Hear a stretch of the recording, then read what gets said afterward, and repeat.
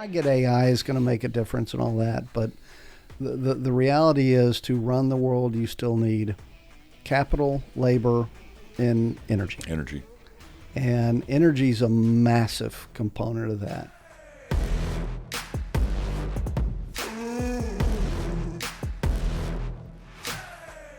Oil and gas makes modern life possible.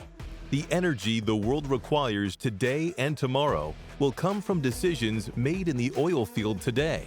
Oil and gas will remain the leading source of fuel to power affordable energy that is sustainable for the billions of people that depend on the success of the industry. The oil field is a group of people, companies, technologies, and institutions working towards providing the world with safe, clean, storable, and transportable power. The Oilfield 360 podcast is a 360-degree deep dive into the leaders of the industry, who will provide listeners with a first-hand account of what it takes to build, maintain, and lead the energy business into the future.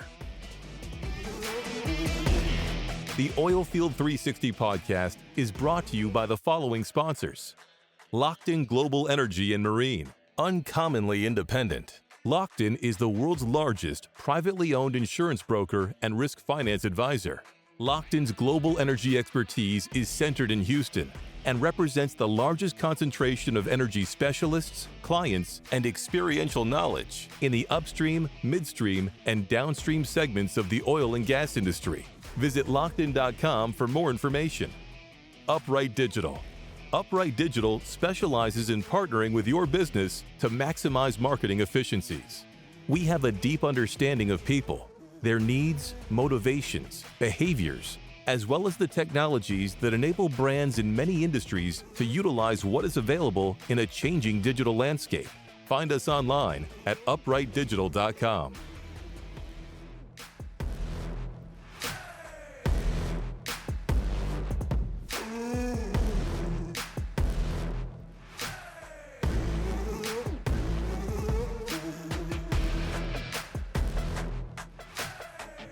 Welcome to the Oilfield 360 podcast. I'm David Roode, your host, joined with my co-host extraordinaire, Jim Wicklund. Jim, how are you doing today? Fabulous. Fabulous. Having a wonderful day, and I get to spend the day with friends. It's been a fun day thus far. It has, which followed a fun night last night and a fun day yesterday. I'm having too much fun. I need to stop this. And a fun night tonight. A fun night tonight. There's this very, very interesting and entertaining dinner tonight that I'm really looking forward to going. Oh, yeah? What kind of dinner is that? There's this guy named Marshall Adkins. Who's that? That guy. Oh, okay. And he puts on one of the most interesting and popular dinners of the year during NAPE. And I get to go learn something. Yes. You know, I'm going to be like Lauren Singletary. I'm going to learn something new every day. There you go. And I'm looking forward to it as well. So, with that being said, I'd like to introduce our guest, Marshall Adkins, head of energy investment banking at Raymond James. Couldn't talk for a second. Yeah, it's still hard for me to get used to it too. Yeah. Managing director, what? but so much more. Marshall has been a fixture in our industry for a number of years, and certainly a sage that many people talk to on a fairly regular basis, and it's a pleasure to have you here. Great to be here. Love you guys. Fabulous to be called a sage, too. I like that. Yeah, that's a little generous, but let's go with it. Congratulations. I'm proud of you. I've been called a lot of worse things. And frequently, yeah, that's great. So, as y'all can probably tell, this is going to be a fun podcast. These two characters have known each other for many moons, and I can't wait to get into it. So, with that being said, Marshall, we kind of like to always start these conversations, give our listeners kind of a little bit of background on who they're hearing from. And so would you mind kind of giving us a little bit of background on yourself, where you're from, and ultimately how you got into the oil and gas business? Well, I was born a rich white kid from Houston, and it was all downhill from there. So Gotcha. now I grew up here in Houston, homegrown. What high school? Kincaid. Okay. My mom actually was born in Houston, which is Rare. pretty unique because probably when there's 150,000 people living in Houston, and so we go a ways back. And anyway, matriculated to UT like a lot of Texas guys did back when it wasn't hard to get into, where you could. Do you think you could get in today? Oh, hell no. Yeah. No, there's no way. You could. And at the time, all my buddies been Oilfield, parents and whatnot. I'm like, well, brilliant me. I would say, well, I'm going to college. What do you want to do? I'm like, well, I don't know. And like, what do you know at age 18? You don't know anything. You don't know what jobs there are. Of course not. But I knew enough to look at, all right, what are they paying guys for different degrees? And the highest paying degree was petroleum engineering. I'm like, well, that's what I want to do. So I went and to UT, got a petroleum engineering degree. Okay, hold on. How many siblings in your family? I've got one younger brother. Okay. Just two of us. Is he in the oil business? He's not in the oil business. He's in the real estate business. Oh, he was the smart one. Okay. Yeah, exactly. Okay, and you went to Kincaid. You play any sports? Played all the sports, just about. I was a four-letter athlete there for a while till they said you can only do three, given the season. So, by the end I was doing track and basketball and football. I still hold out. I was probably the best quarterback Kincaid has ever had, although there's a handful of quarterbacks that would dispute that. In fact, 47 of them last I checked. Yeah, probably more than that. Exactly. Okay, so you go to Texas. What fraternity did you join? Pledge Fiji. With 42 of my other brothers. Friends? Yeah. I think maybe 18 or 20 of us ended up graduating. We had a lot of fun. Yeah, Texas was a blast, and I did graduate school, which was nice. How many years? 4.5. Okay, well done. The interesting thing about petroleum engineering at the time at UT was they let everyone in automatically. Then they figured out, because apparently a lot of kids had done the same thing I did, looking at what pays the most. Well, we can only graduate 150 out of this at most, probably 125, and there's 400 signed up in the freshman class. Flunk them out. So let's just flunk them out. The average GPA of the graduating class I was in was a 2.4. Wow. Jeez. They flunked a lot of us out. A lot of people. I made it, though. It was I just endured the pain and, embraced the pain, which actually prepared me well for the next 30-something years in the energy business. So what year did you graduate from college? Graduated in 85. And what a great year to get into the oil business. Yeah, it was a wonderful year to get. Well, there was no jobs. There were no jobs. Geologists, PhD geologists were driving taxis. Yeah, it was a disaster, but they needed frac hands in the Panhandle. So I got a job with BJ Services as a frac engineer. But that was back before frac guys were evil and bad people. And you ask somebody today, well, when was fracking? Oh, well, just a couple of years ago with the shale boom. Like, no, we'd actually been doing it for 30, 40 years before I started in the mid-'80s. Yeah.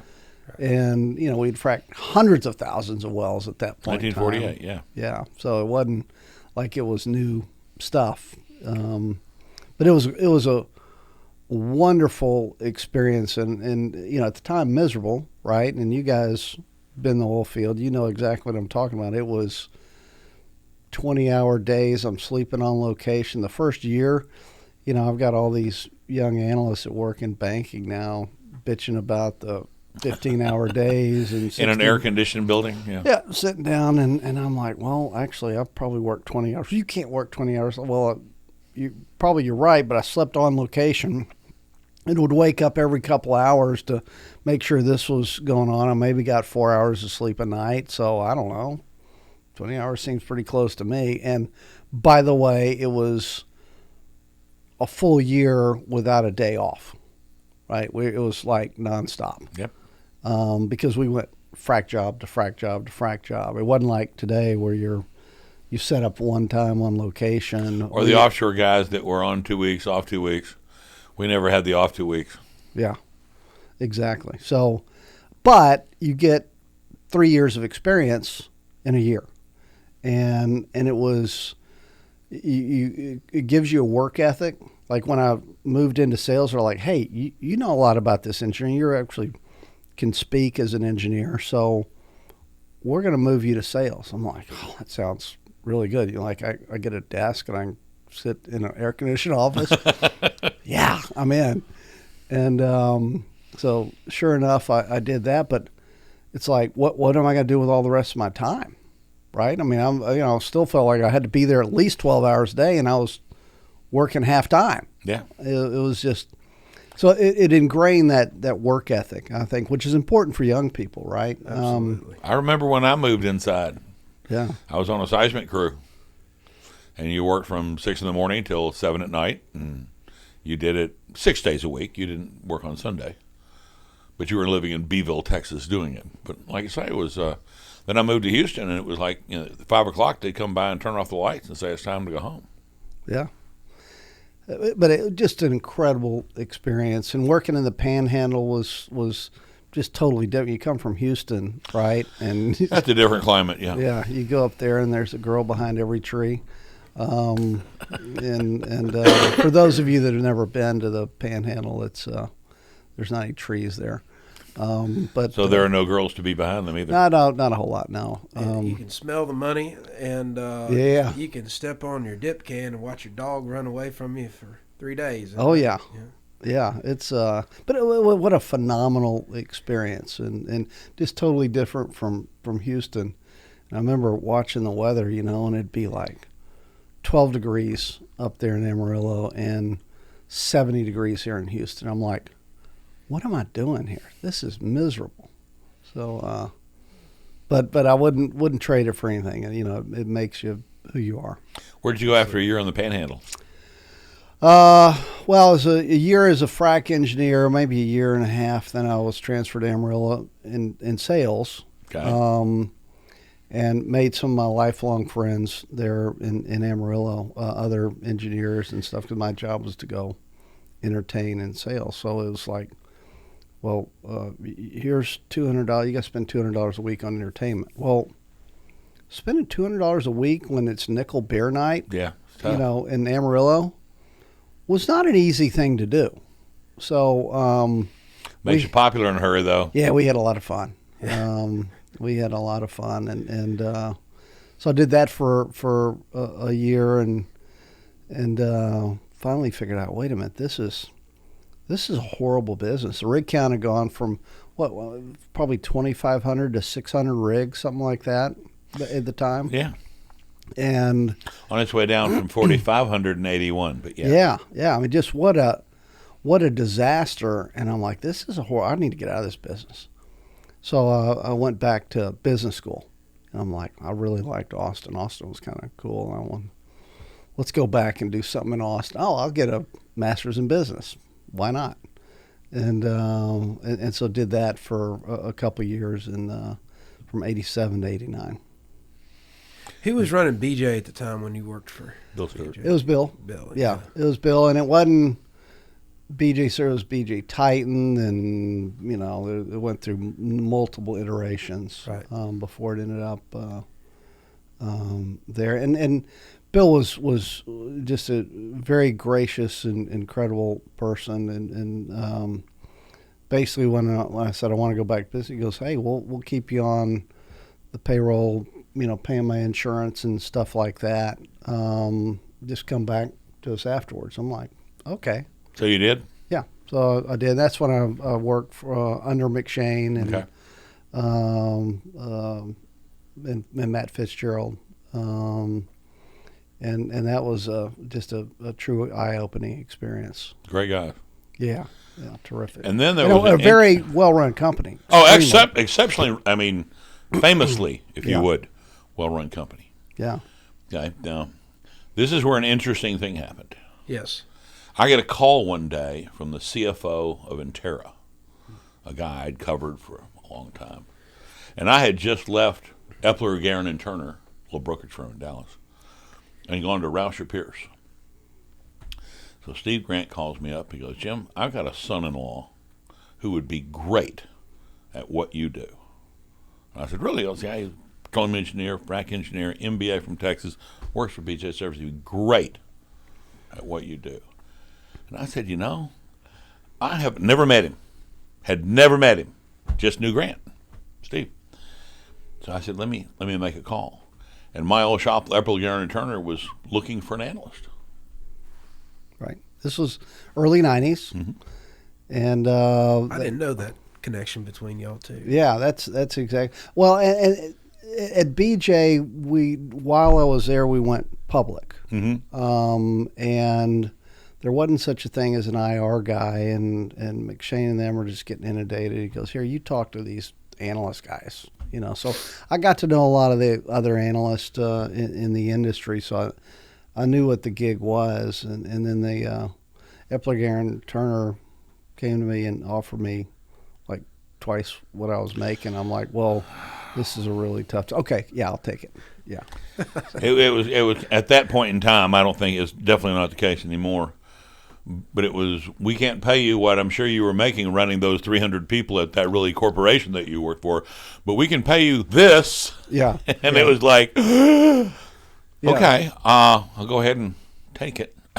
So you go from actually contributing to society in a real company to now you're on the dark side, just giving your opinion on what people. I mean, technically, I guess we're capital allocators. We're helping the system, but it just seemed like it was cheating. And what a fun job. You get paid decently.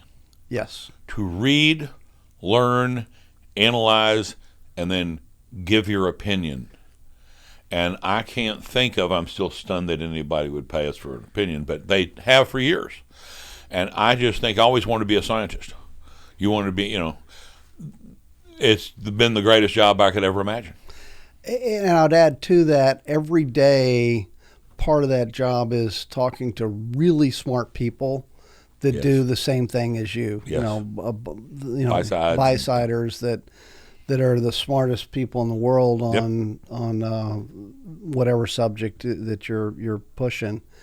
And it's wonderful being able to learn more and test wits and hone your thesis by discussions with these guys. And so yeah, I did that with Jim's help at Epler, Guerin for a year. And then Raymond James, had been knocking on the door, and I didn't know who Raymond James was. They weren't really that big in Texas. They're still a pretty small company at that point in time, and I really hadn't taken a vacation. I'd been ramping up coverage, and the drill. It's just a lot of work. Didn't have junior analysts. It was like all me. And my wife Kim was just wearing me. We got to take a vacation. So Raymond James says, "Yeah, we want you to interview over in Florida with her." I'm like, "Florida? Well, can I bring my wife and my newborn baby, and you put us up like on the beach or something?" Like, "Oh yeah, sure." So I'm like, "Check. I can get a vacation in, and you'll pay for it."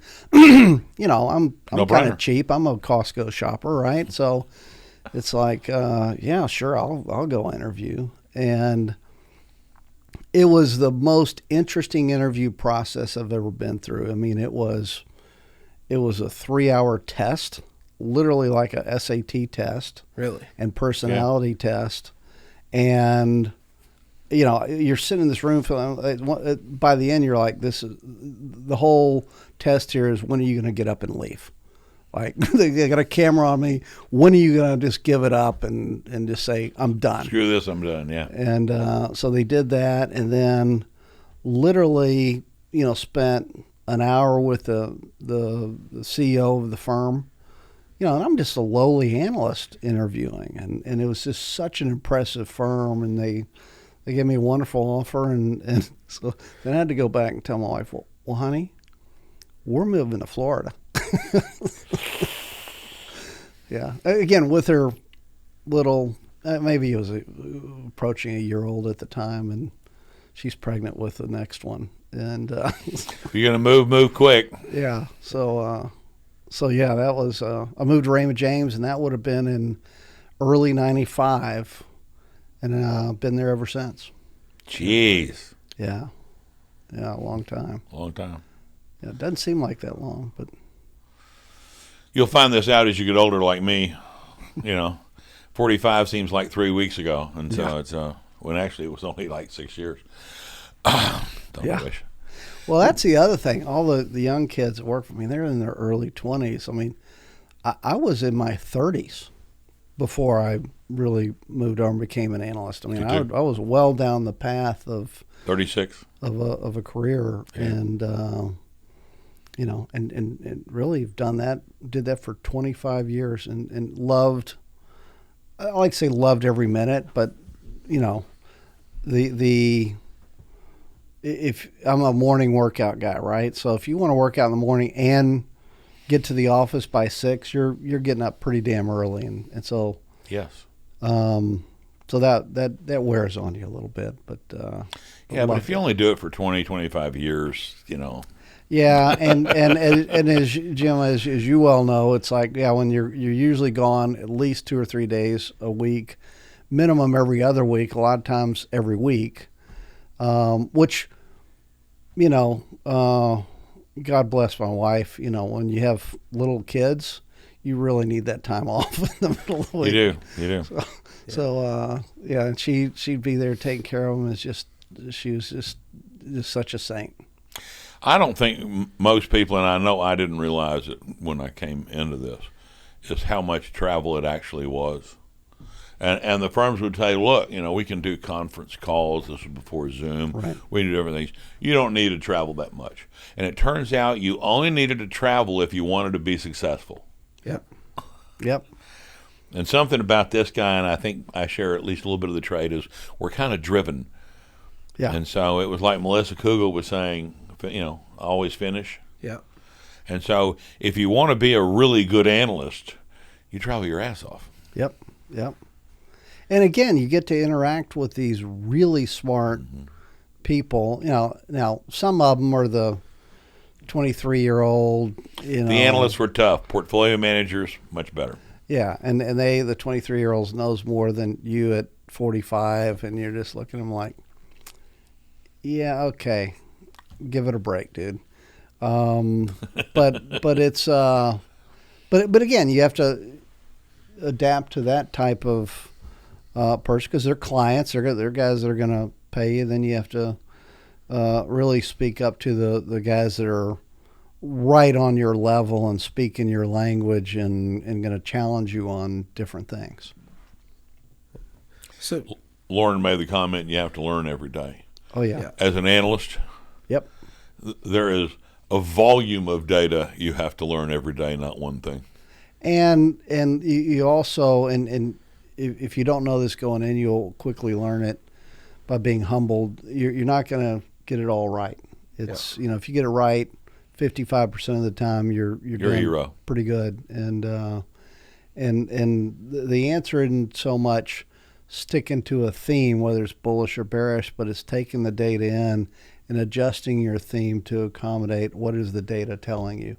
And those that get stuck on, oh, well, I'm really bullish on this stock or whatever, if the data changes, you got to change. That was one of the biggest issues, and I know in politics we call it wishy-washy or he flip-flops. I consider it an evolution of your thinking. Yeah. Because if you are stuck on a stock, I love them, I have a buy rating on them forever, and then the data changes and you ignore the data, you're no longer an analyst. Yeah. And there's management teams that you love, right, that are really good, and they're great, but can't recommend their stock. It's not all the time their stock's going to go up. Yeah.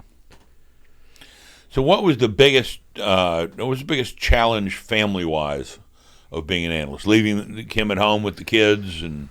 Yeah, again, she's so when I started Epler, she was pregnant here in Houston, still working for a law firm, and I went up there for the first 6 months just to Up to Dallas.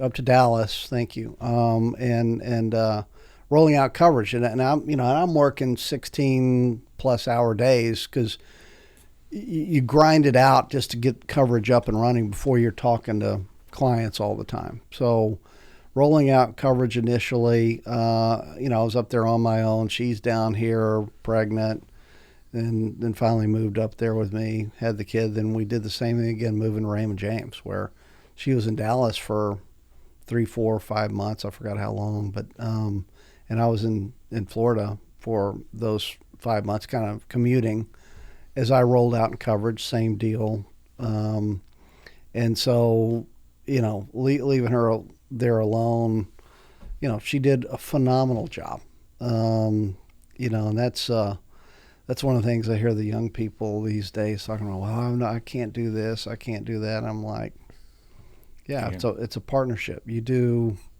what you need to do to succeed. And now, one point I want to bring up when he says, he was putting out coverage. Never been an analyst before. You have no associates.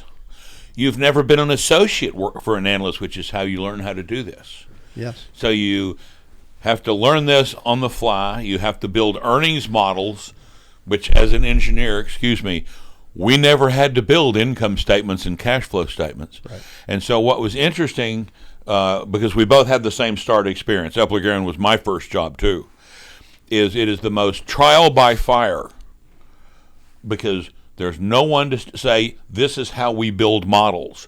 This is how we do X. You just have to kind of look at other people's reports and say, well, I guess that's a good one. I'll try and look something like that.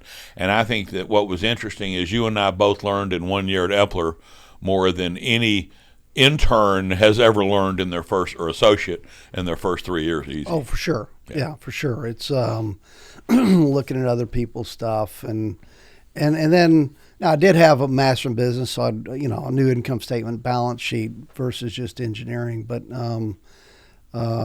still, it's a whole new deal, right?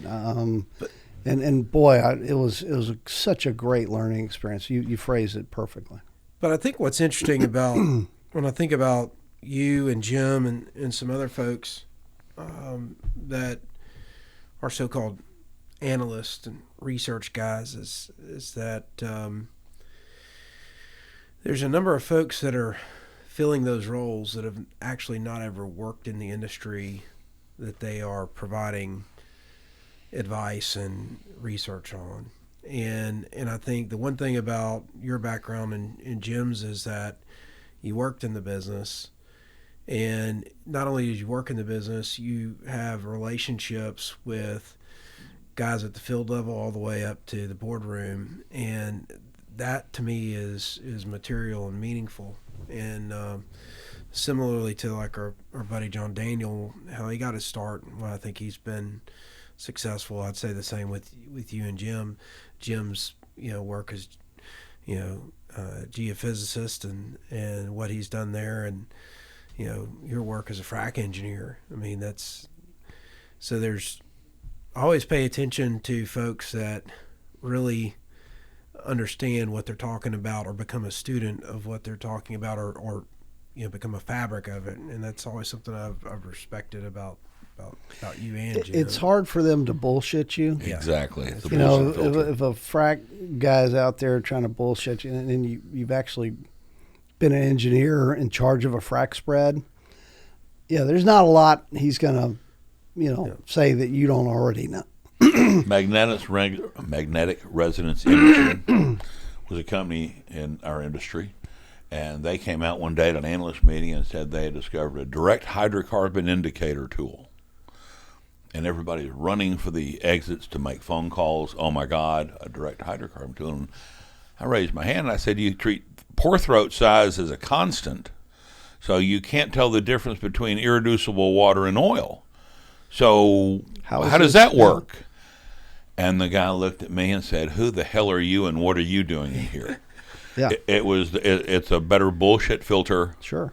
One company, Kelly Oil, had made this giant discovery, and this analyst in Chicago had written it up. It was the biggest gas discovery ever. And the IR guy said, Jim, you need to come down to our office and look at this log. And I said, well, I'm not a very good petrophysicist, but I've been reading logs for 30 years. I'd love to. He goes, well, then wait, don't do that. Yeah. Just read her report. She had misplaced a decimal point. Oops. Yeah. Yeah. Wow. Yeah, it does. You're right. It provides a perspective that not a lot of people have. The other thing, I was fortunate, having worked for Mike McShane and Matt Fitzgerald, you know, the BJ system at the time had inherited the Baker planning system, which was the most detailed planning system out there. And so you have an appreciation for the behind the scenes of what the finance side's going through.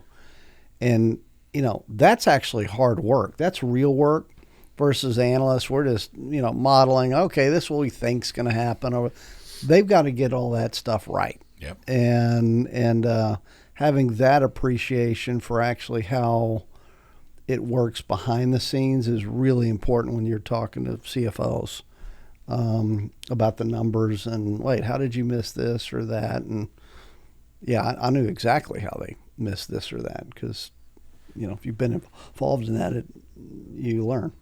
I think the other thing it does is that a lot of analysts who, and the way it works is almost perverse. A guy graduates from MBA school. He got a job with Credit Suisse Research. He comes in and the research director says, okay, who needs help?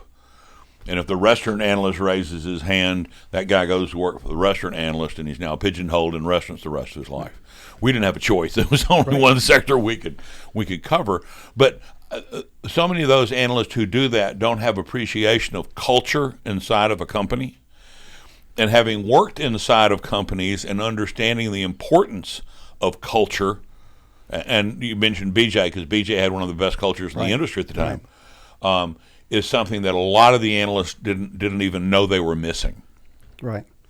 Yeah. The executive suites under McShane, I think back to the guys I worked with there, and there was 4 or 5 of those people that became either CEOs or CFOs at significant companies down the road. And I was the lowly performer of the group. So yeah, it was culture, Matt. And young kids these days, when they're interviewing for jobs, you know, it's like when I was 18. It's like, well, how much am I going to make, and that's all I care about. Oh no, you need to be finding out about the culture of wherever you're going because it matters. It's a huge deal. As to how everyone treats each other, you know, the excitement there, the camaraderie, the teamwork, et cetera, et cetera. It matters in a big way, and it's certainly something, you know, in my current role, I try to make sure we focus, number one, on culture, and then the rest of it seems to fall into place. So you mentioned kids, you know, these young kids today.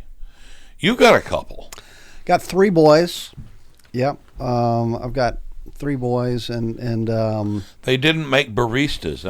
I heard that they wanted to be baristas, but they didn't make it. What happened to them? Well, one of them does spend quite a bit too much time researching various bourbons and whiskeys. That's not wasted time. Yeah. He's an expert on that.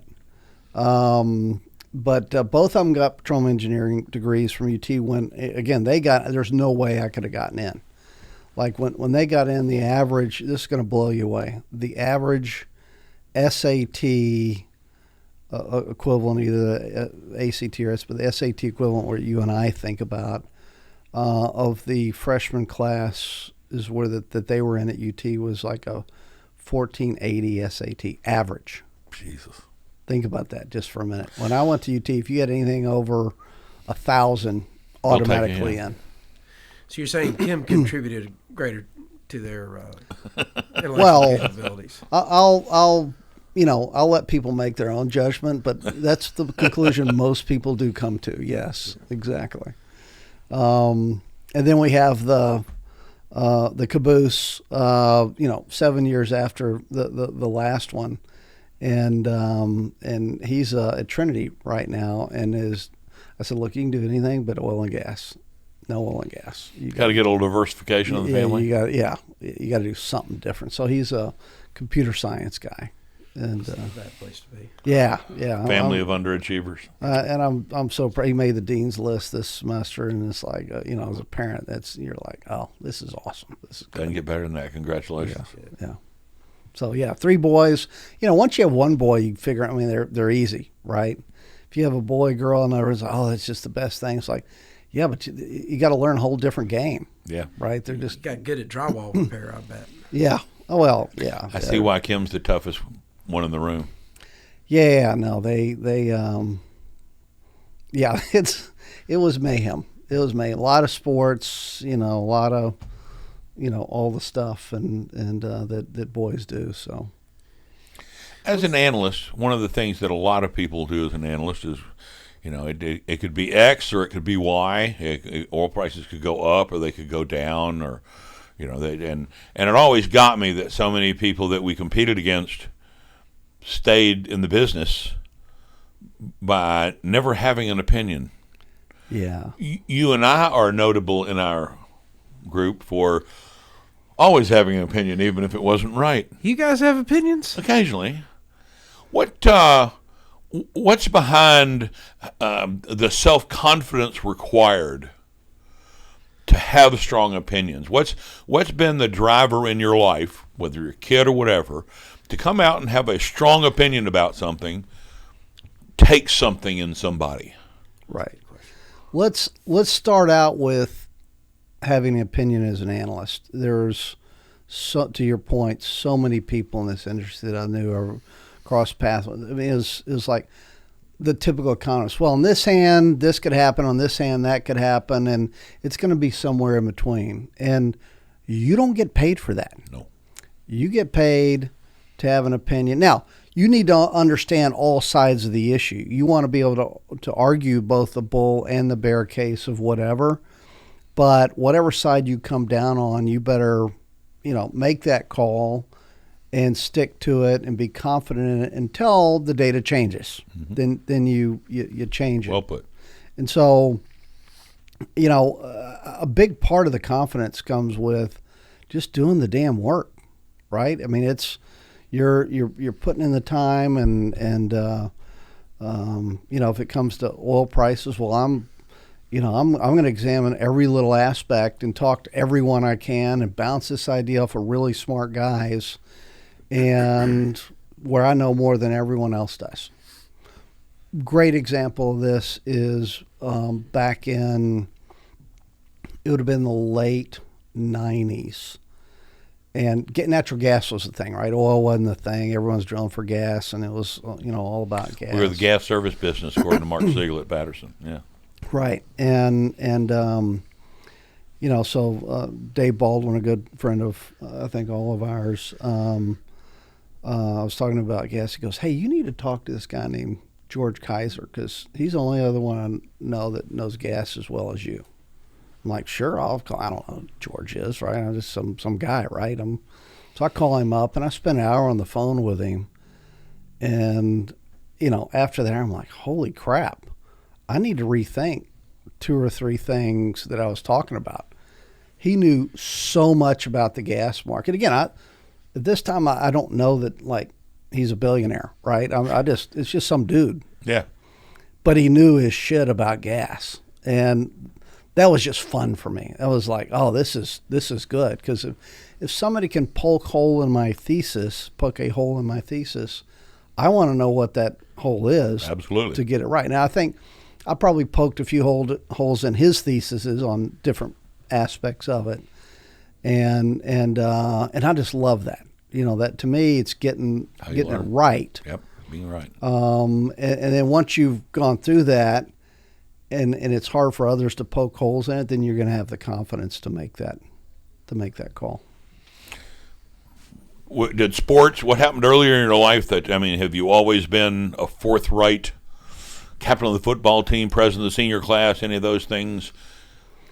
Yeah. Again, I focused on the sports a lot. Okay. So that's leadership. That's yeah. There wasn't there wasn't any master plan of head student government like some of these guys today. Like they're doing all of this stuff, and I'm like, no, I didn't have time. I'm just I got to go to practice. This is I got to go run a few extra laps around the whatever. But the teamwork associated with the sports, whether it's basketball or football, obviously less so track, for sure is a huge part of what I do today. But I think it also gives you confidence in everything in your life. Yes, it does. So. And at the time you're not thinking that, right? You take for granted, what you're doing. Yep.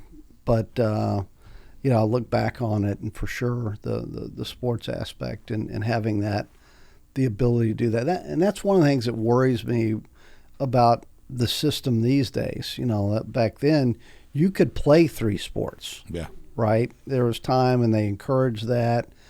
Now kids are pigeonholed into one sport, doing it year round. I started on the basketball team as a junior. I started on the football team as a sophomore, and then of course ran track from the time I was a freshman on. And it was awesome being able to do all of those different things, whereas today you can't. Well, it also gives you well-rounded confidence. I was listening to something on the radio the other day, and they were talking about how the kids will just play one sport, practice it 12 months a year, hire a pro, and the doctors say that their bodies break down so much more quickly, it's ridiculous. Right. And that doing multi-sports is the best thing a kid can do for one. But it just struck me that doing multiple sports instead of being chained to trying to be really good at one thing, versatility, adaptability, those to me have been the most important parts of my life. Sure. And so I think doing a number of different things and being decent at them has to instill you with a confidence. I will tell you, because I've looked at this in successful people, it is uncanny how many successful people that you're around actually were sports fanatics in their younger days, that they just did. They know how to compete. Right. And they want to compete. Right. Yeah.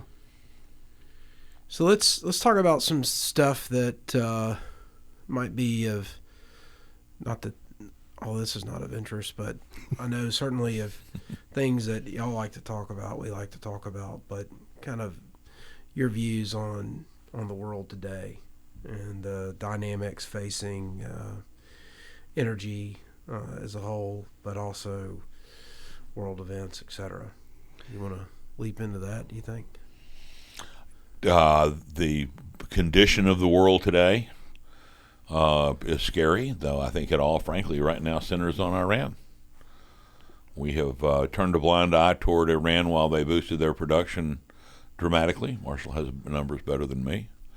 And now we're scared to death to do something directly to Iran and create another war. And their proxies are now shutting down the Red Sea.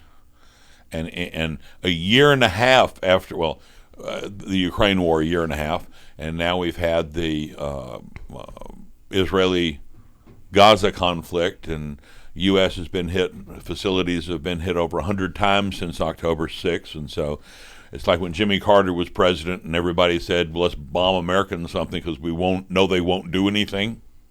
It's made it less safe for Americans overseas. And in our business, the risk premium doesn't seem to be there, which is stunning to me. And all of this is going to come to a head at some point. Yeah. Yeah. So I am, first of all, I often get accused of being a permabull, because I've been bullish for quite a few years here, and I think the writing's been on the wall for a while. As you starve an industry of capital, the consequences will come home to roost. Right. The timing of that's going to vary.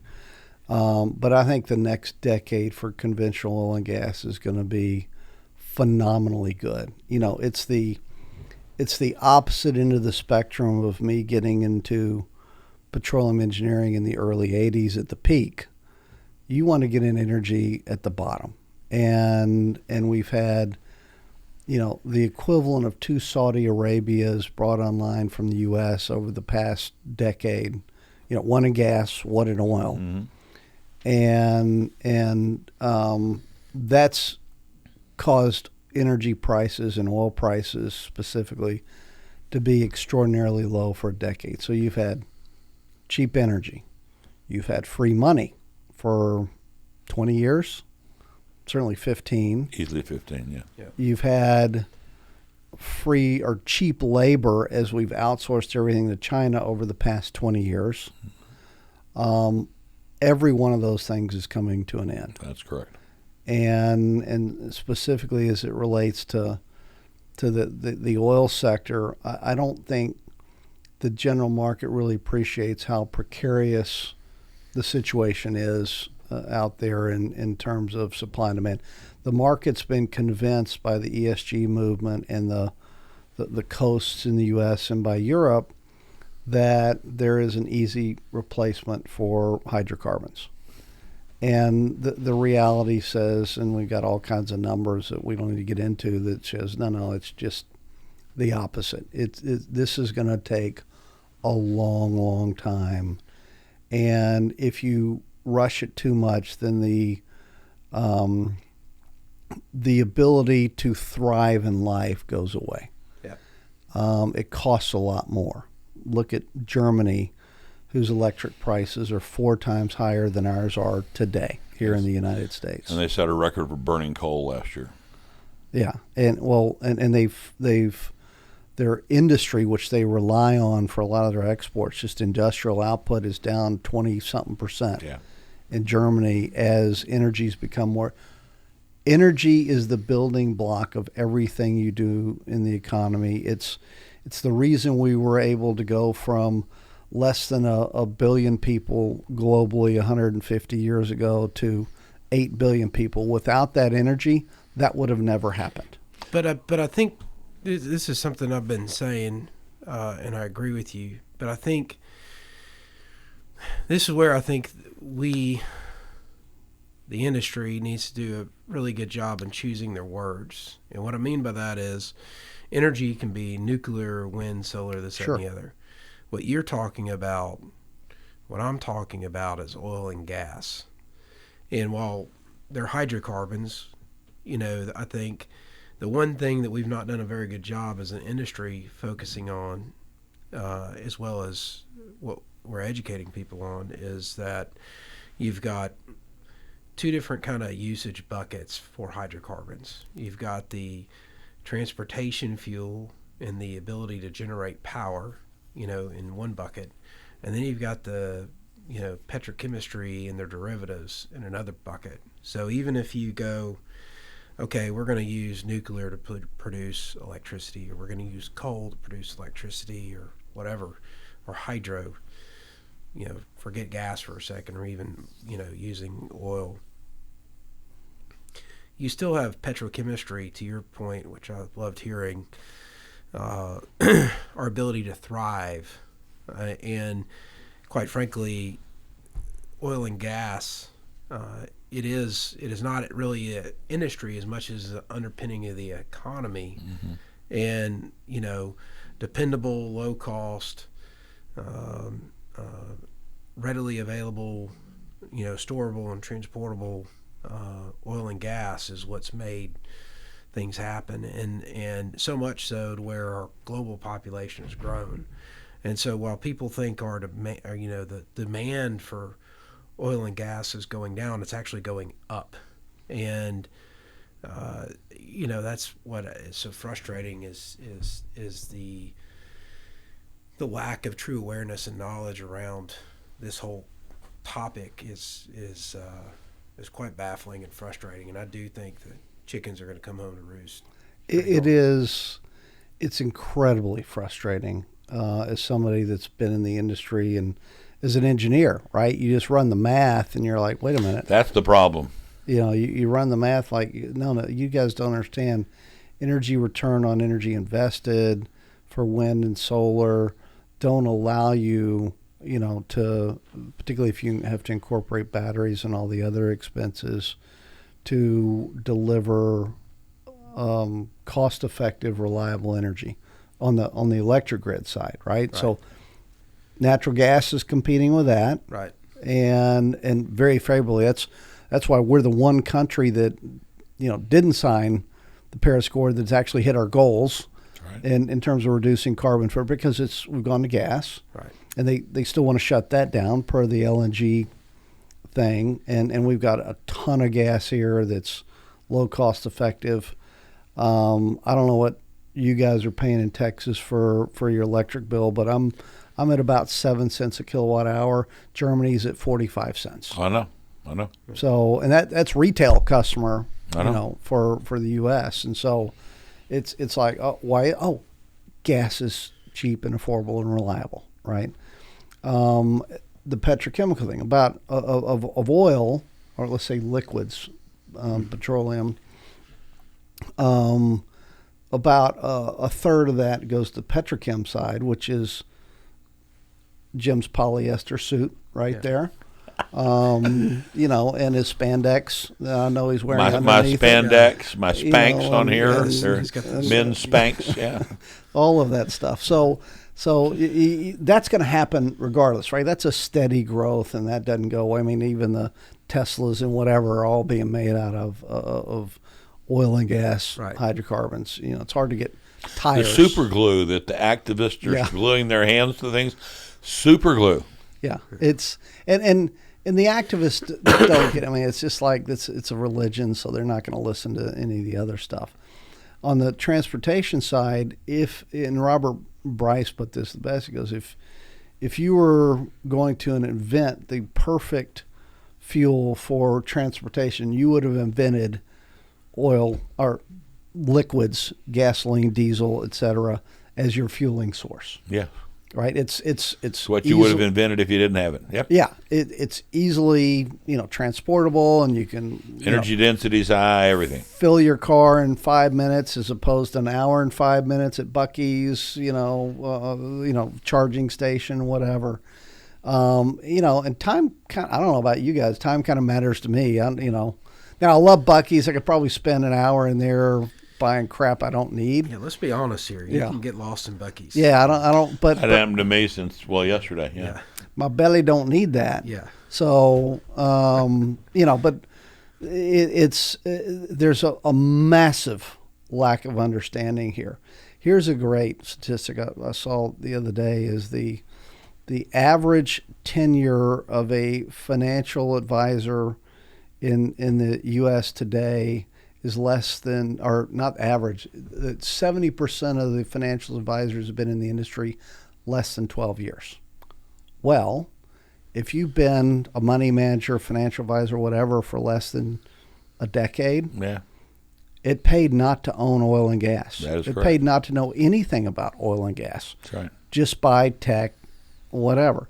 So you've got a preponderance of people running money now that have never seen an energy cycle. Well, energy cycles run in long-term cycles. It's 15-year type cycles. Well, if none of these guys have seen an energy cycle, they're about to, and it's going to be a rude awakening. It's like we saw in 2000 with the tech meltdown, and for the next decade, energy outperformed everything else by a factor of 10.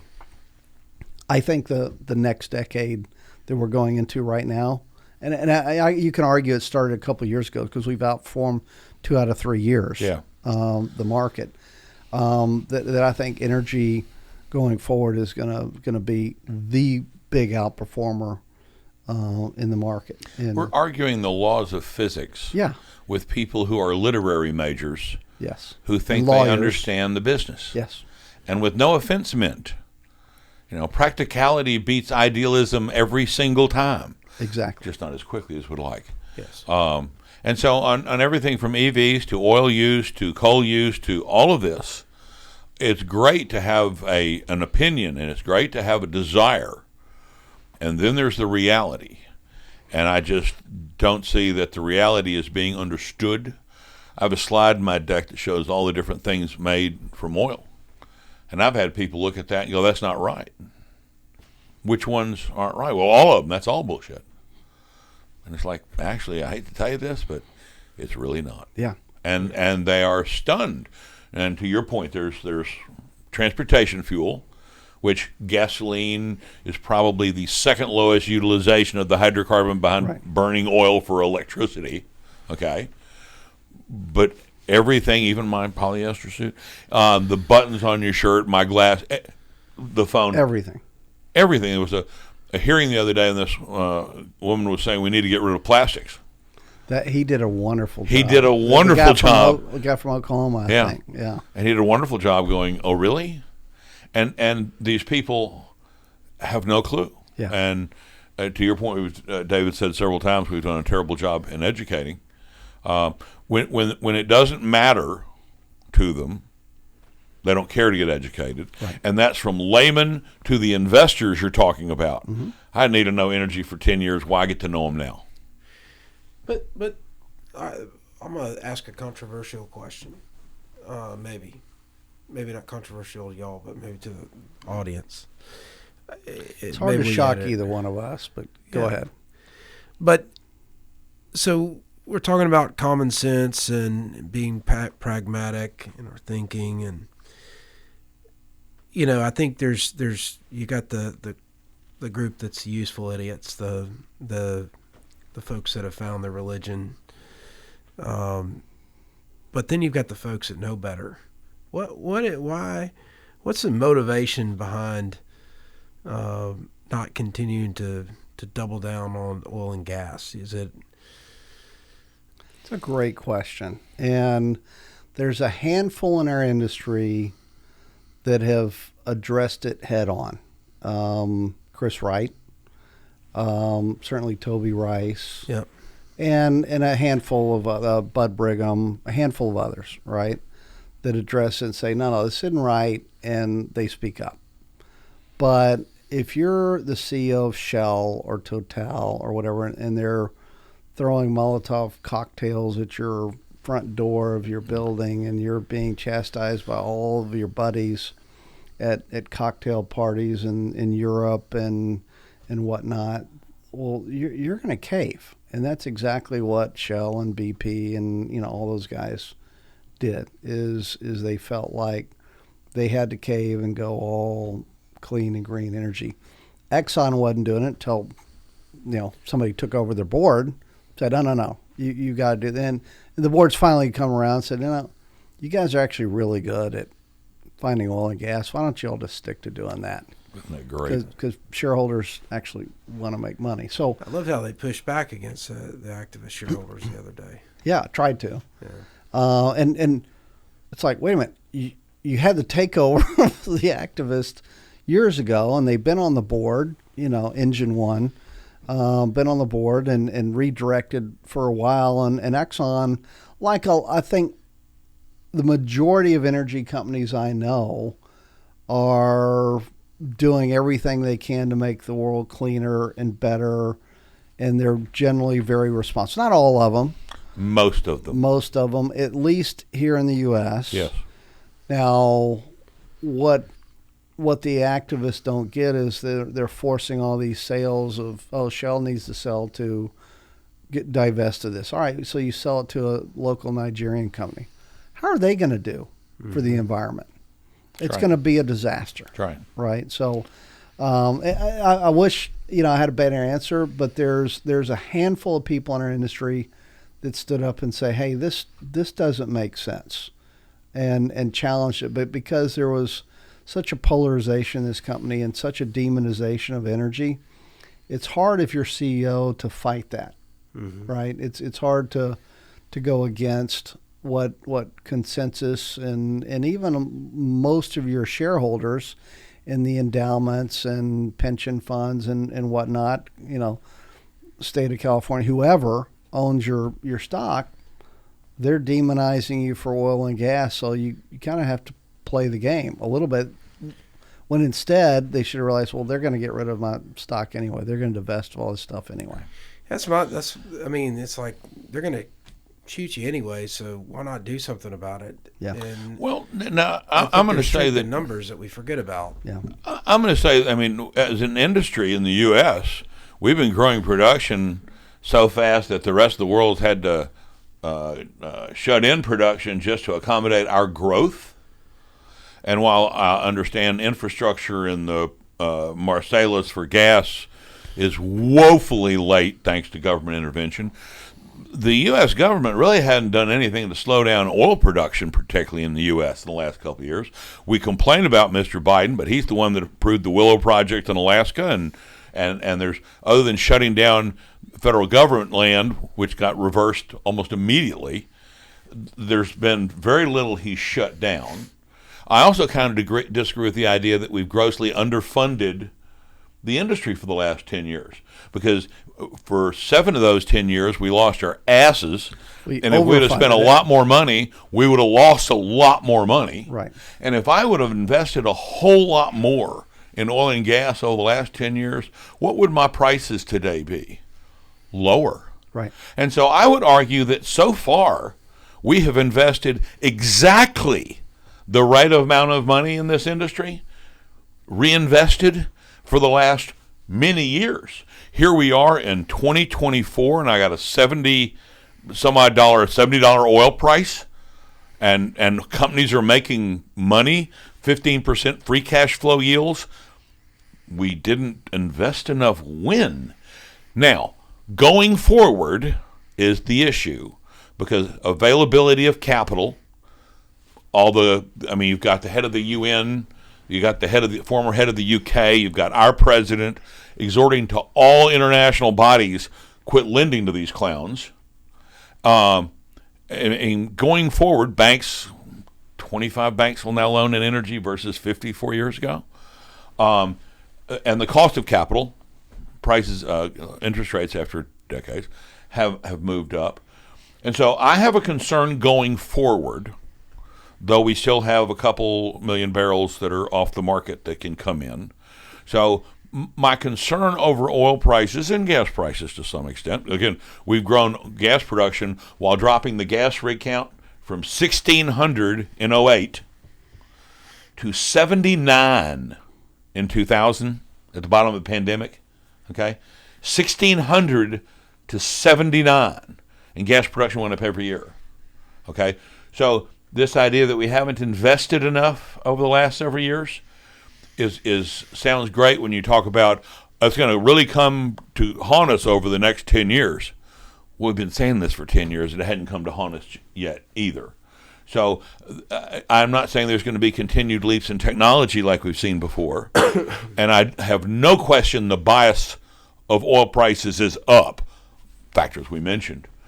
But I'm not so sure that we have to really care about educating the world. It would be nice not to be thought of as a pariah, but they need us whether they know it or not.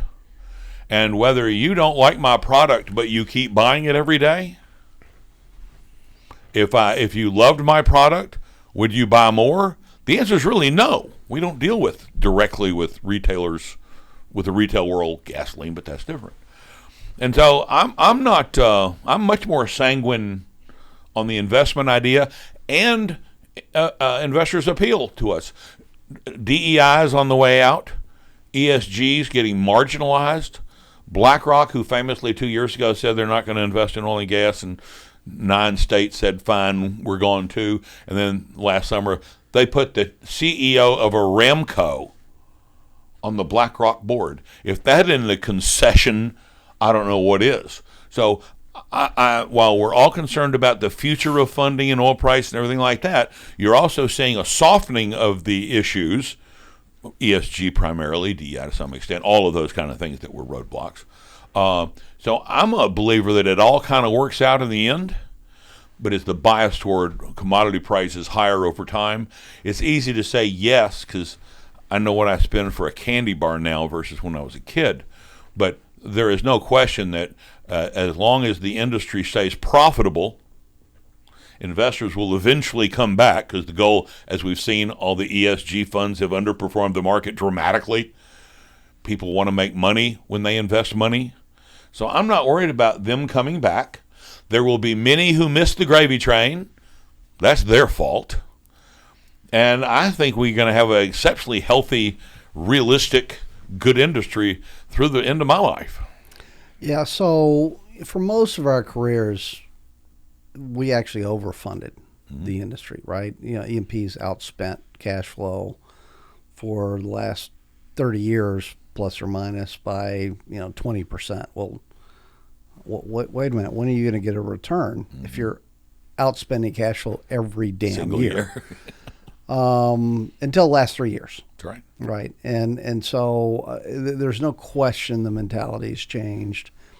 And you pair that with two things. Number one, they're being forced to by capital starvation, pension funds, endowments. That's by the way, one interesting stat there in terms of will we see capital ever return here? The proliferation of family offices. If you look at money in the system from $5 million investors and over, it's $45 trillion. And those guys, a lot of those guys run their own stuff, right? Family offices, whatever.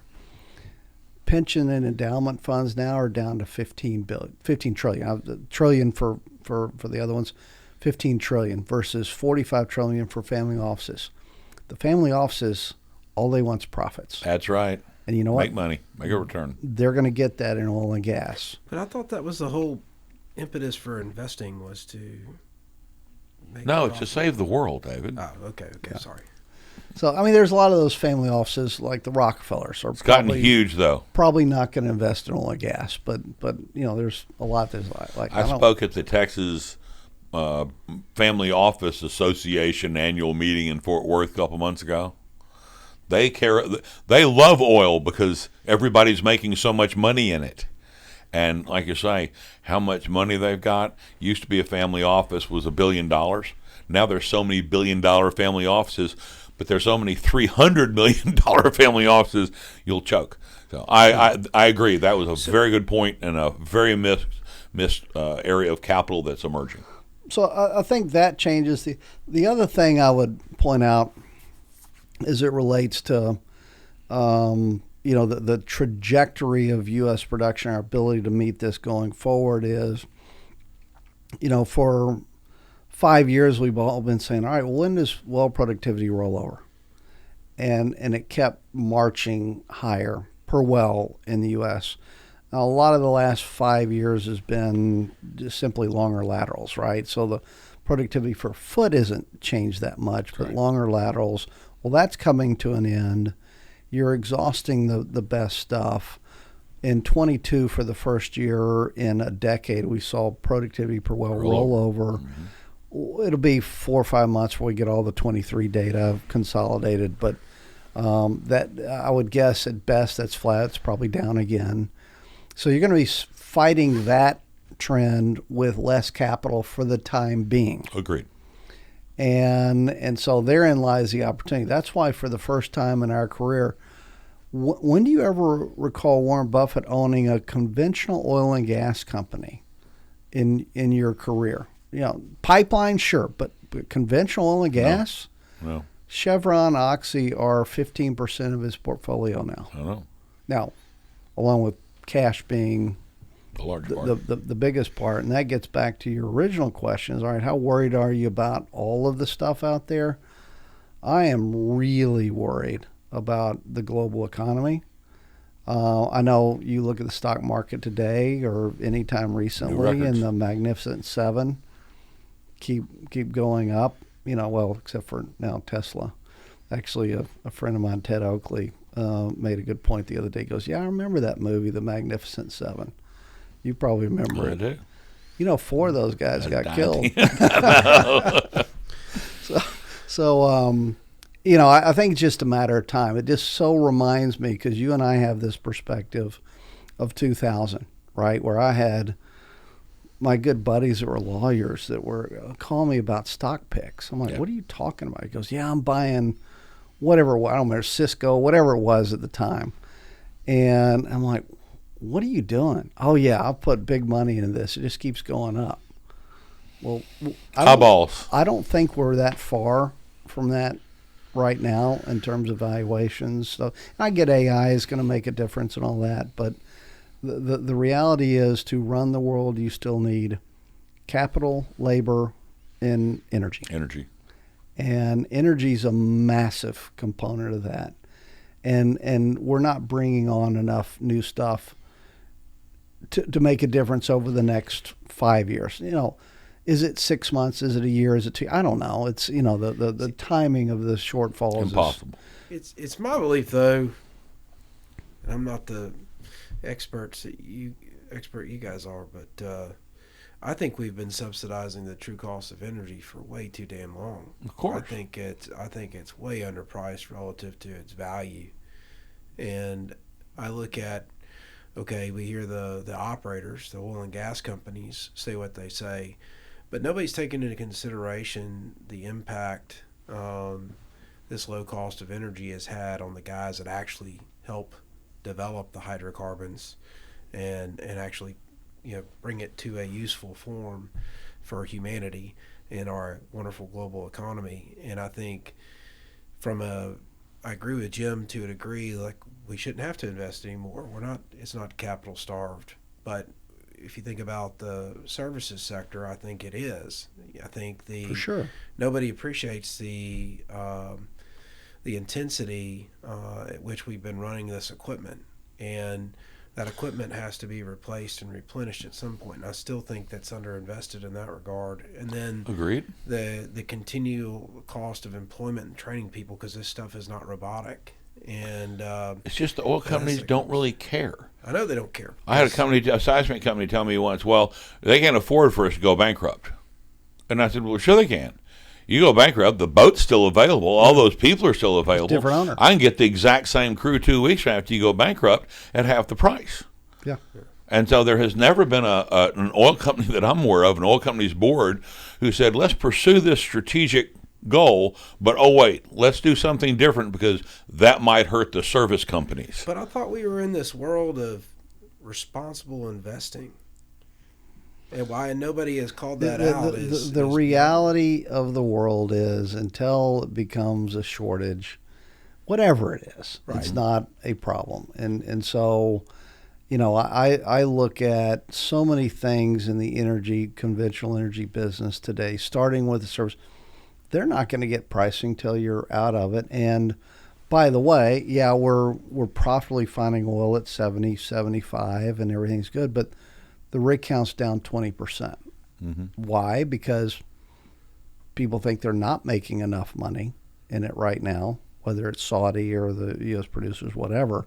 Certainly in the case of U.S. producers, you're down meaningfully in terms of activity. So you say, all right, well, what gets it up? Well, we've subsidized it for a decade.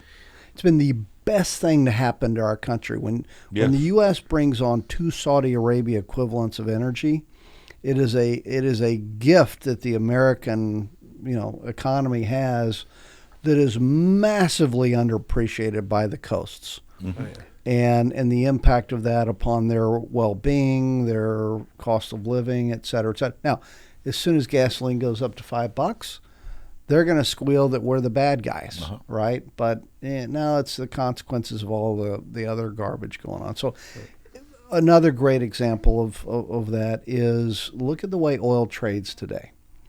Oil is dominated by these algorithm quant funds, right? And they, as you well know, Jim, they're just looking at technical indicators, short-term direction indicators. They're looking at just a formula they come up with for different things. But for the most part, they're not massively fundamental driven. Barely at all fundamental driven. Because they're very short-term models. Right. Where my point would be, just like the services side, over time the fundamentals trump everything, right? The fact that wind and solar do not compete and is starting to come to roost. The fact that EVs don't make sense. For everyone. You saw the Hertz thing. I did. Right? Something was 30,000 cars. They're getting 30,000 they're getting rid of. That's a lot, right? Europe already did it. They did it 6 months ago. Somebody told me like every one of those things trading for or selling for less than 10 grand. That's the problem. The resale value was so low that the economics were screwed, so they had to charge 3 times as much for the rental, which nobody would pay for even when it was the same price. Yeah, I don't want to have to find a charging spot for the rental. And then if you have a crash, Hertz pays for it. All right, well, it costs 3 times more to fix those cars because they're unibody construction. You got to replace, the whole half of a car to fix it. So, all of these things, the fundamentals and the math is coming to bear. The problem is it just takes time in some cases. So wins out. The oil fundamentals are going to win. I'm absolutely convinced. But, it may take time. On the services side, fundamentals are going to win. You're not going to have enough. You've seen it. I guess the most obvious case is the compression side, right? Mm-hmm. You still that sector's blowing and going, and you've got a year wait for an engine, right? So, you're seeing clear signs that it's emerging. And we're not overbuilding in expectation this time, right? And inflation-adjusted oil at 70 is still way below the long-term average. Yeah. So, I'm absolutely convinced we're going back to $100+ crude. Now, I have no confidence in saying it's going to happen tomorrow versus a year from tomorrow. Sure. But I think the die is cast that over the next few years, the direction is going to be meaningfully higher, and then the only thing you have to deal with in between is, all right, well, we got this massive geopolitical unrest that could cause it to happen tomorrow. That none of us are going to predict the timing of that. Nope. You mentioned that already it's all about Iran. I would go one step further. It's look at the drones that Ukraine's launching into Russia, and they're hitting refineries now, and they're hitting ports. That's a way underestimated impact. If you start to restrict Russian production because these drones are these $1,000 drones are actually then you hurt working, India and China, and people start to squeal, and production comes down. Biden administration has allowed the energy axis of evil, Venezuela, Russia, and Iran, to boost production, to increase 2 million barrels a day. Yep. Since Biden took office. Under Trump, those same guys were down 4 million a day. Yeah. It's like, wait a minute. At $100 oil, which, again, we're not there today, but $100 oil, that's 200 million a day of, cash to if fund. we let them grow production, maybe they'll like us and quit bombing us. Talk about not understanding the culture. Not once have you heard in this whole, all right, they killed our servicemen, what are you going to do about it? How many times on the national media have you seen anyone ask, well, how about you enforce the sanctions against Iranian supply like we had under Trump? They might get mad at us. But of course they would. But, that's therein lies the problem is nobody's even asking these questions. And so if that happened, right, well, then oil's up, except, Saudi's got a couple million of extra supply, except Biden's really pissed Saudi Arabia off. Yes. Really pissed them off with, number one, the SPR release, which no president's ever done that. And it's a direct attack on Saudi Arabia. Correct. Number two, we didn't back them up with the military and nuclear backup and everything. So there's a full-blown arms race going on in the Middle East right now to get nuclear weapons as fast as they can. Saudi's going through Pakistan and others, because the U.S. Iran and Russia signed a joint development agreement. Right. And third, let's say Iran's up 1.2 million barrels a day, in the last, since Biden took office. And again, Venezuela, Russia, you add all those guys in, it's closer to 2. Well, who's that come out of? Like, who's paying the price? Oh, Saudi's down 2 million. Yeah. You don't think that pisses them off? So, do they want Biden back at office? No, I don't think so. So, I'm because of the geopolitical issues and whatnot, and the politics around Saudi and whatnot. I happen to believe everyone's model has Saudi returning to the market in the back half of this year, of 24. They have Saudi coming back online to the tune of 1 million barrels a day in their model. Yeah. Why? Well, because we need the crude, and Saudi will just provide the crude. Which I do think they will, but they're not going to do it at $75. I was going to say, I'd do it too as long as the price was 90. Yeah, they're not doing it 75, and therein lies, I think, the disconnect between most every model I see from analysts today and what I view as reality, which is, wait, you're going to really need this at least by midsummer. Wait, we're in the middle of election season. You think Saudi's going to rescue Biden? No. Hold on, let me think about that. No. Yeah. So let's take oil to 100, 110. I don't know, but to me, it's pretty straightforward. Connect the dots in terms of the geopolitical risk and the push to higher oil. And your comment on subsidizing the American people? Keep in mind, the way cost curves work, every dollar that the oil industry loses is a dollar that subsidizes the American people. Yeah. Yeah. Well, the thing that frustrates me, I mean, obviously let's talk about the shale boom for a minute. People talk about all the capital destruction that occurred during that period of time. But what they don't really acknowledge or talk about is the fact that, there were some engineers that were probably given way too much money, and yes, there was some push to provide production at any all cost, and so people probably did some things they shouldn't have. At the same time, though, as they say, success looks a lot like failure. I think the amount of knowledge that was gained in that period of time, because as you both know, everybody is party to a lot of their own, a lot of this production out there, through joint operating agreements. So everybody gets to see the successes and failures of one another. And so I think there was a lot of positive information and intelligence gained that allowed us to, the really smart, intelligent players, to capitalize on that and take advantage of advancements in technology. So, the rig count's down, but I think that's a flawed way to look at the numbers these days, because the efficiency gained in drilling, I mean, you can't get any more efficient.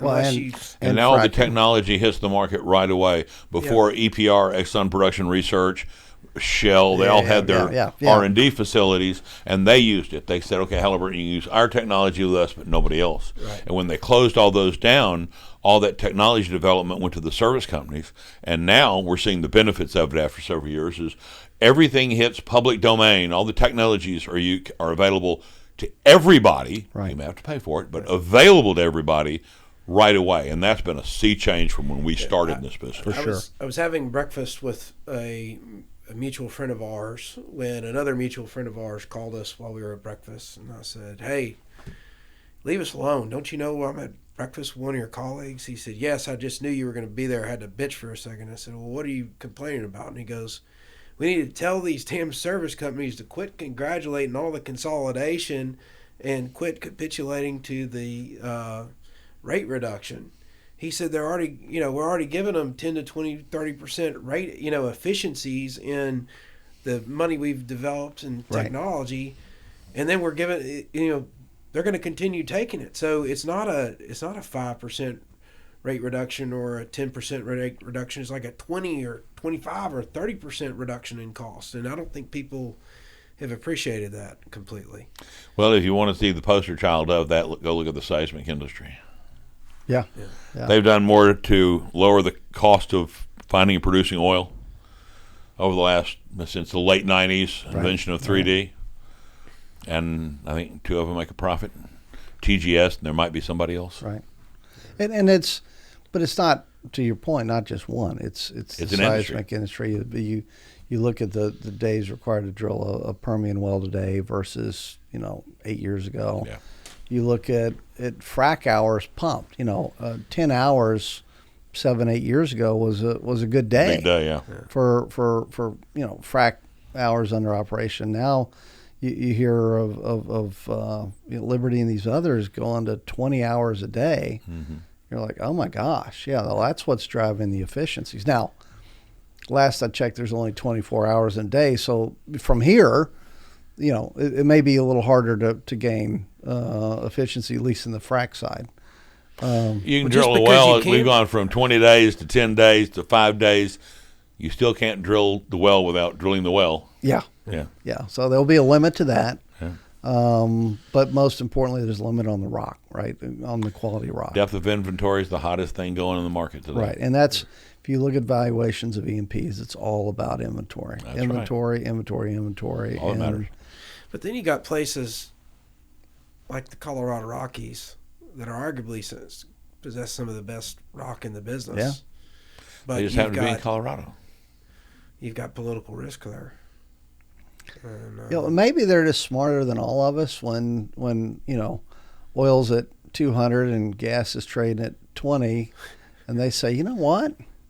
Let's open this up. This could make a difference to our golfers. Yeah.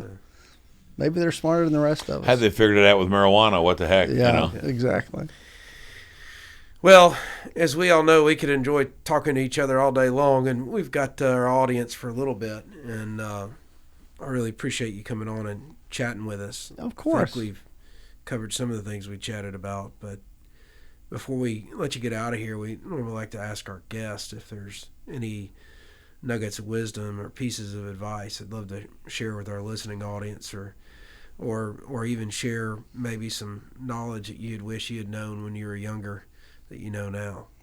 Well, first of all, do I get a gift or anything? No. We bought you a crappy lunch today earlier. Actually, it was pretty good lunch. Just, yeah, I didn't eat that much, but then again, I say that most of the time. Send you a nice thank you note. Yeah, do not send me a thank you note. So nuggets of wisdom. It's as a guy that has to deal with a bunch of 20-year-olds coming in. I run investment banking now, so you have a bunch of these young go-getter types that want to be investment bankers, and what I tell all these kids, and my kids as well, right, who are pretty close to that age, is look, the best thing you could do for your career is work your ass off the first 5 years of your career. Learn as much as you can. It's not about making 5,000 more here or there. It's about learning as much as you can and cultivating a work ethic. Because when you get into your 30s, you're going to have a family and kids, and you're not going to have time for that. Then you're going to be coaching baseball and blah, blah, blah. So establish your knowledge base, your work ethic, early in life, and soak it in. Yeah. Enjoy it. And that's just one of the things I see in the younger generation. They come in with a focus of, work, family balance, but they also want to make a crap ton of money. And it's like, well, I get it. I would have loved that at your age too, but there's trade-offs. And if you're going to trade time off, do it early in your life, really early. Yeah. So that when you have your family and your kids and you really need that work-family balance, that you have time to do that. Yeah. So that's just one of the key pieces of advice I give my kids. And pretty good one. And like we said before, when you interview people, find out about the culture of that entity. Because the culture really matters in wherever you're going to go work. That's it. Amen. That's all you got? I mean, it was good. Don't get me wrong, but really, that's all you got? I'm sure I can come up with a lot more, but most of it's not appropriate. And so since this is not a Chuck Yates podcast, yes. I'm not going to go there. Well understood. Well understood. I got to ask you, did I understood our dear friend Chuck might have visited the LLR the other day? Yeah, Chuck's been down there. Lavaca River Ranch is my ranch that I own with He missed our week. One of- our one of- little yeah, trip. He was yeah. supposed to be there. Oh, that was what I was inquiring about. I thought He He was like supposed to be there. He Weather got everybody. well, no, it was actually his. He was going to London and he needed to get his passport expired. Oh, that's right. He had to get it. So- Had to get his passport last minute. It expired without him knowing it. And I love him to death, and he's so much fun. Yeah, imagine having me and Jim and Chuck and the other characters we had, Turbidity. or Turbidity, and around the campfire. It's Turbo there. yeah, it's just a disaster waiting to happen, but a lot of fun. So. I need to catch up with Chuck. We're way overdue. I look forward to it next time. Yeah, and that you've seen the ranch, so you know what an environmentalist I am. The amount of habitat we've done and created just for these poor animals. I mean, if we put a lot of money in it, so these people that accuse us, you're just a bad oil and gas guy that is destroying the planet. I'm like, actually, no. I'd be happy to show you Best conservationists out there are us. Our spending on all the stuff to improve habitat for these things that I'm trying to kill. Yeah. Well, I think it's fantastic. I really appreciate you coming on and joining Jim and I today. Love It's you guys. always Love you great guys. Thanks, to Marshall. see you. Thank you. Thank you for having me. And look forward to having you on again. You bet. All right, everybody. Well, thank you for tuning in to the Oilfield 360 podcast. Jim and I have got some more exciting guests coming up soon, and we'll have to talk to you next time. Look forward to it. The Oilfield 360 podcast is brought to you by the following sponsors: Lockton Global Energy and Marine, uncommonly independent. Lockton is the world's largest privately owned insurance broker and risk finance advisor. Lockton's global energy expertise is centered in Houston and represents the largest concentration of energy specialists, clients, and experiential knowledge in the upstream, midstream, and downstream segments of the oil and gas industry. Visit Lockton.com for more information. Upright Digital. Upright Digital specializes in partnering with your business to maximize marketing efficiencies. We have a deep understanding of people, their needs, motivations, behaviors, as well as the technologies that enable brands in many industries to utilize what is available in a changing digital landscape. Find us online at uprightdigital.com.